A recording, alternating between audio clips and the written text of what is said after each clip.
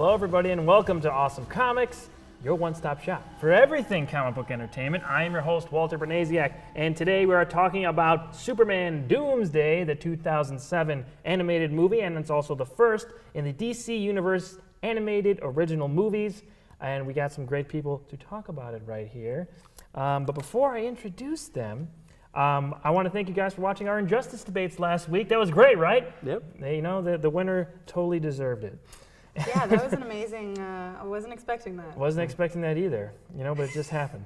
Would you like to see more of that kind of stuff? Let us know in the comments below. Also, keep giving us suggestions on our Versus series. We have a couple ideas for what we want to do next, but I want to hear what you guys want. We had a lot of really good suggestions in the Batgirl versus Robin debate. There's a lot of really good suggestions, so keep giving us more on those, and we'll try to put one of those out for you guys. Also, as always, like the new Facebook page. It's facebook.com/awesomecomicshow. Porter's review of Arrow Season 4 is up there exclusively on the Facebook page. Also, an entire extra round from our Batgirl versus Robin episode is still available on that Facebook page. So extra content always going up on there. Pictures, reviews, etc. Always on that Facebook page, so go like it right now.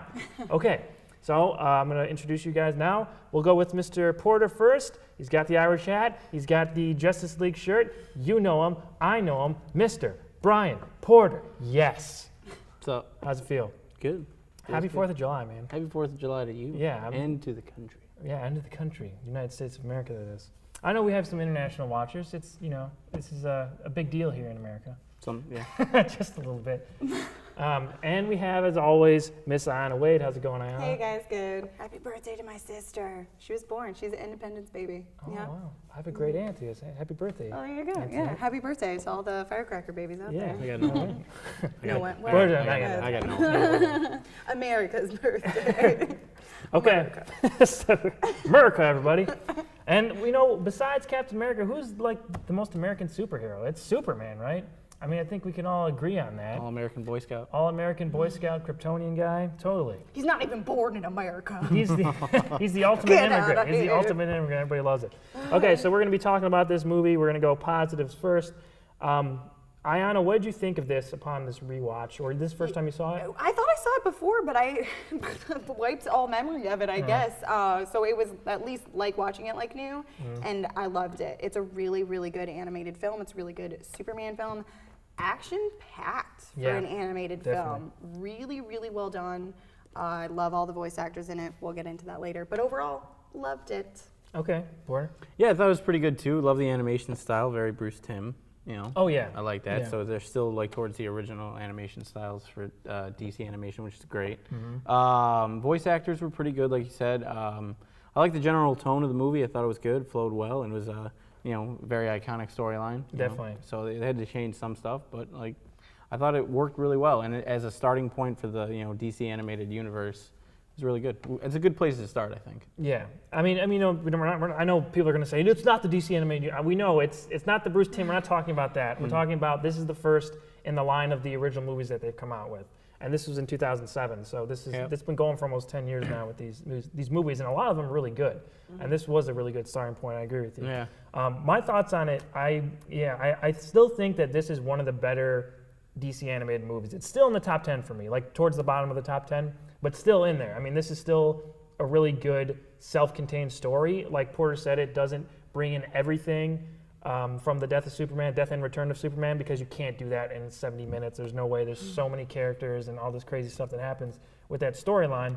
But as a self-contained movie, if someone just watching it and maybe wasn't that familiar with the death and return of Superman, it's definitely really enjoyable. The fights are, oh man, the Doomsday fight is incredible. The animation style I really like, and just how everything moves is really, really well done.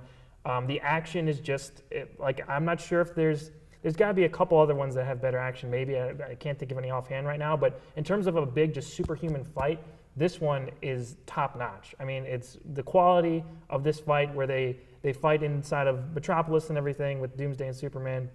And later, Superman versus Superman was not bad either. But I think that's one of the biggest and best qualities of this movie is the action, and absolutely 100% for sure.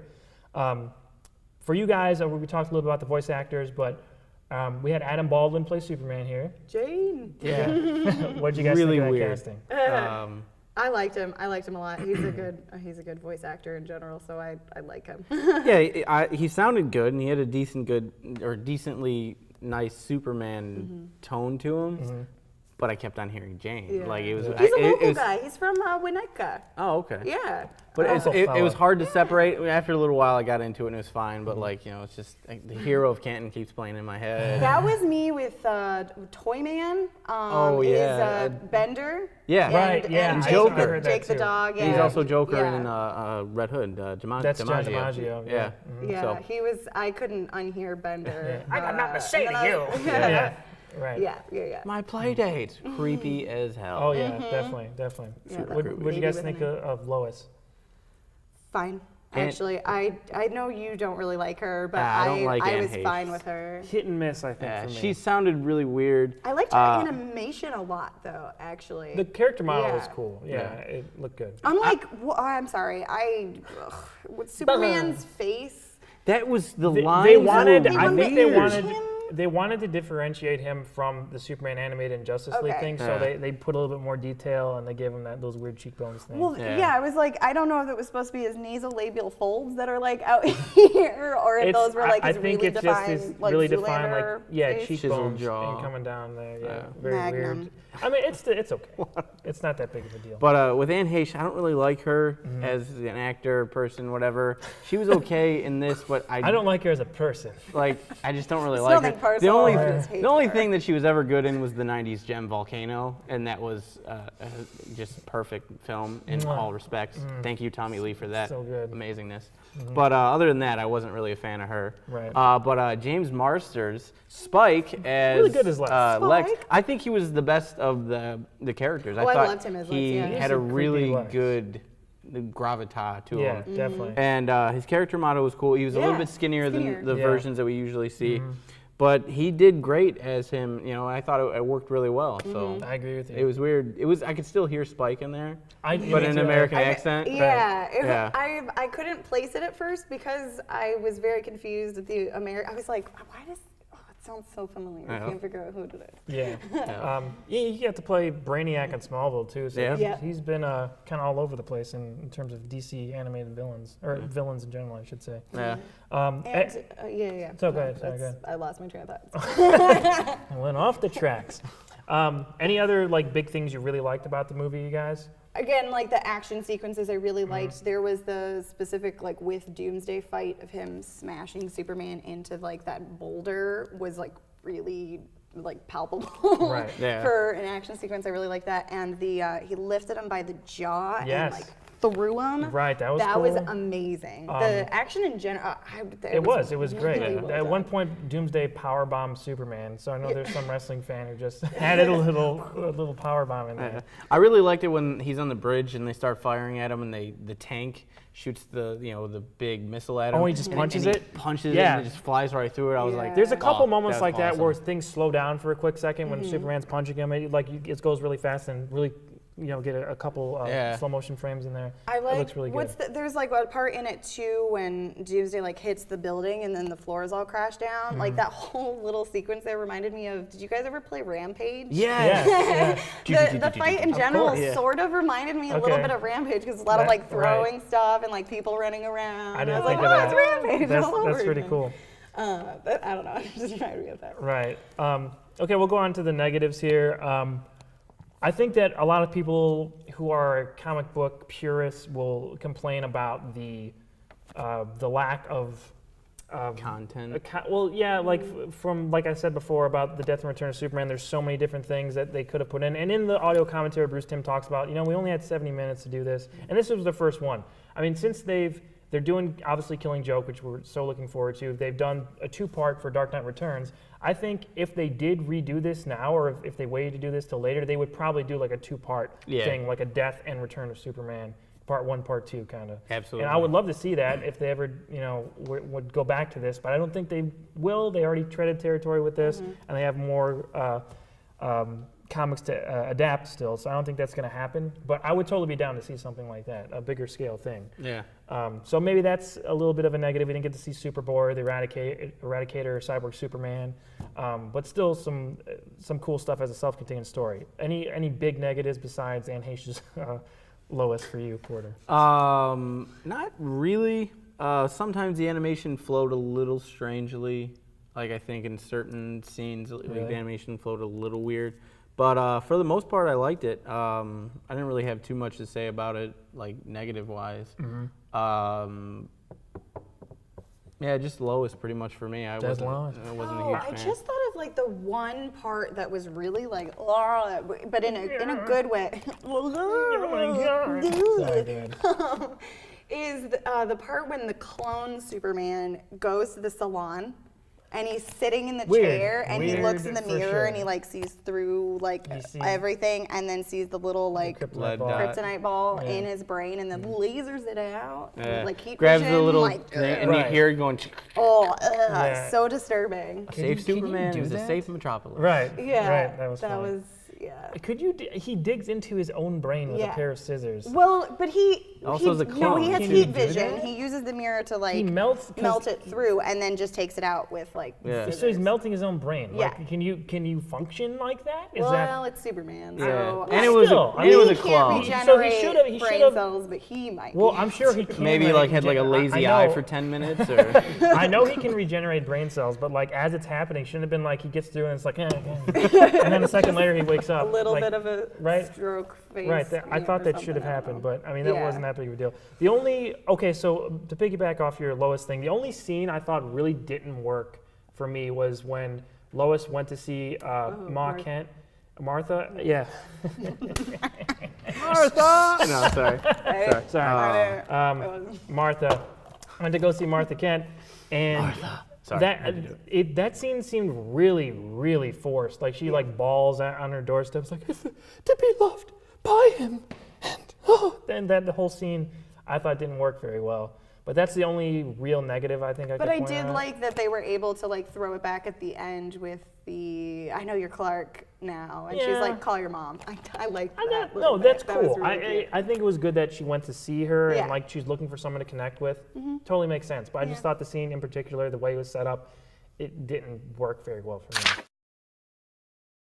And there were small attentions to detail that I really liked too, like that Kevin Smith cameo. Yes, I was going to talk about that. That was so funny. I love that Kevin Smith cameo. And that calls back to his writing on Superman Lives. I mean, the giant spider thing. Yeah. If you guys haven't seen that, go watch An Evening with Kevin Smith. He talks about how he wrote his time on writing Superman Lives, the Nicolas Cage, Tim Burton movie that didn't come out. You can also check out The Death of Superman Lives, What Happened by John Schnepp. I donated to, by the way, and I still haven't gotten all my rewards there, Mr. Schnepp. That was like years ago, man. Maybe you should send me the stuff you owe me. I don't know.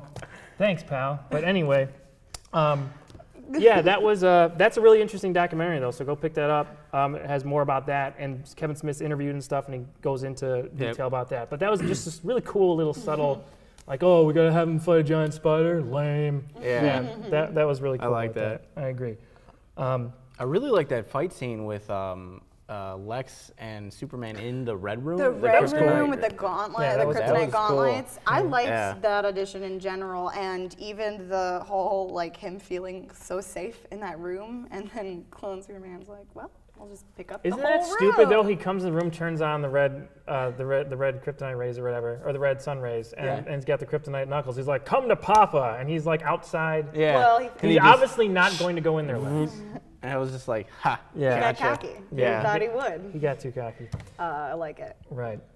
So I wanted to compare this a little bit to the Death and Return of Superman comic.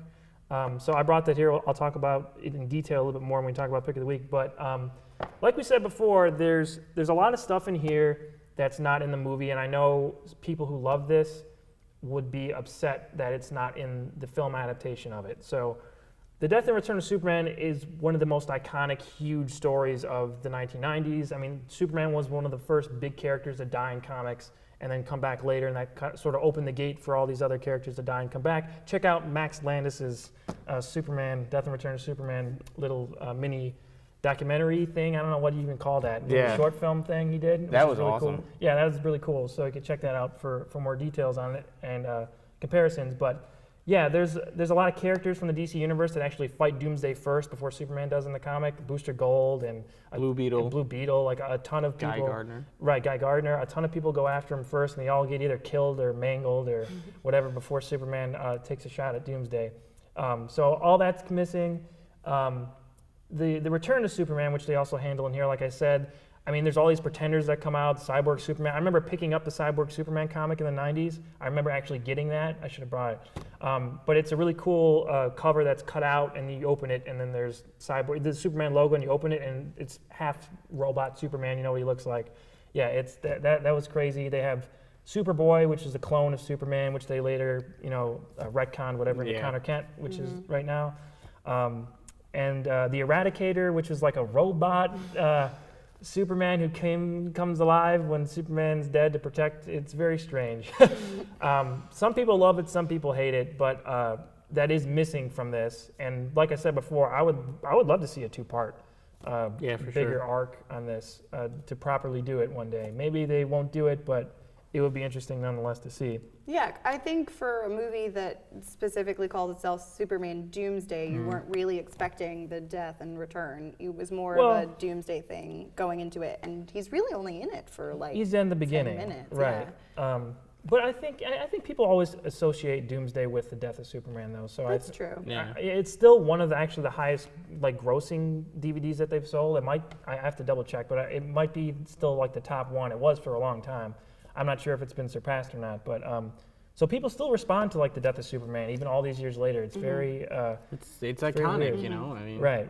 Regardless of what medium you see it in, it's going to be iconic for a long time. So. Yeah, absolutely.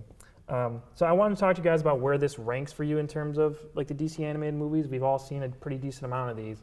So where does this rank for you guys? For me, it's like near the bottom of the top 10, but still in the top 10. I would agree with that. Okay. It's not my favorite by any means, but it's still really, really well done. Yeah, Specifically because of the action sequences and how they're able to do that. Story-wise, it's not as like heavy with like plot, I would say. I mean, it still has or emotion one, as or, much, right. like kind of like with Under the Hood, Under the Red Oh, Hood, yeah, and right, stuff like that. exactly. Yeah. It doesn't delve that deep. It doesn't, but the action sequences are really well done. Yeah. And it's a good cast. It's a really good cast. I like listening to my favorite peeps. I like Perry White. Who's Perry White? Yeah. Oh, Ray Wise. Yeah, Right, Ray White. good. He's actually He's going to be Commissioner Gordon. Yes. I know, and Killing Yep. Joke. Yeah, that's I'm awesome. really excited for that. He, I like him in a lot of things. He's in Psych.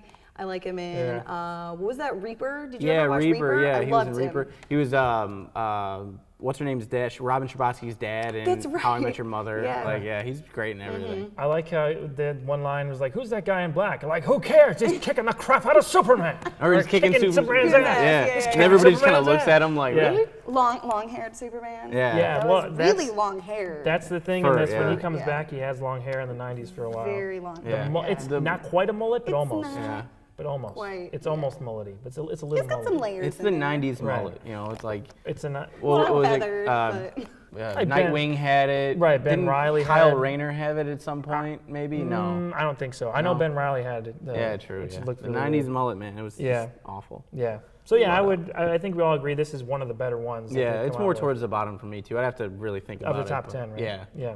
But one of the big things, yeah, Mm-hmm. one of the big things for me is the animation because I really do It's not great, enjoy new animation styles. Like Flashpoint to me was one of the Here we worst go. animated. Bring the hate. Yeah. Bring it. It's an opinion. It's fine. hated It's fine. Flashpoint's Okay.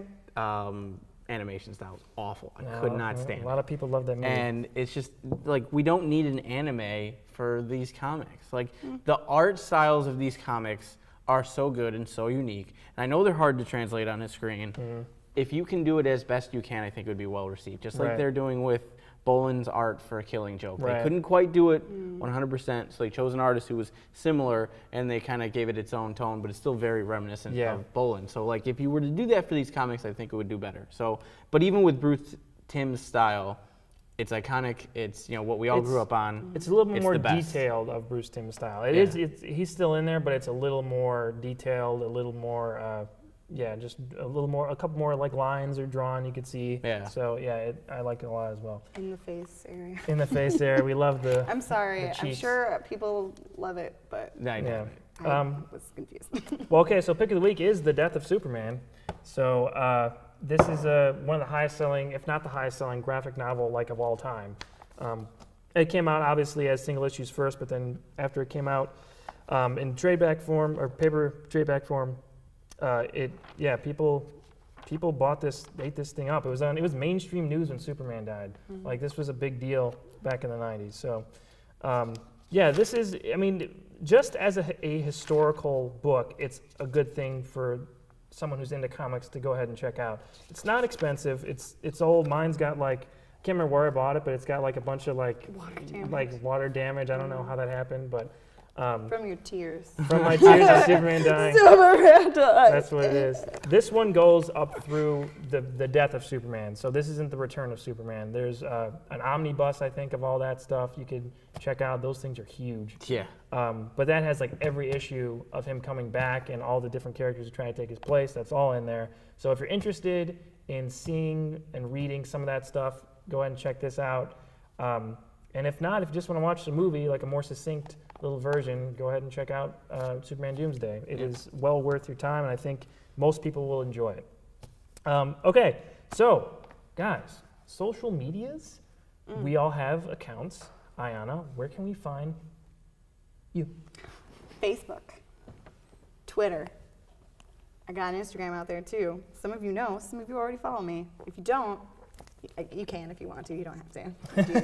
Whatever. Porter? Facebook.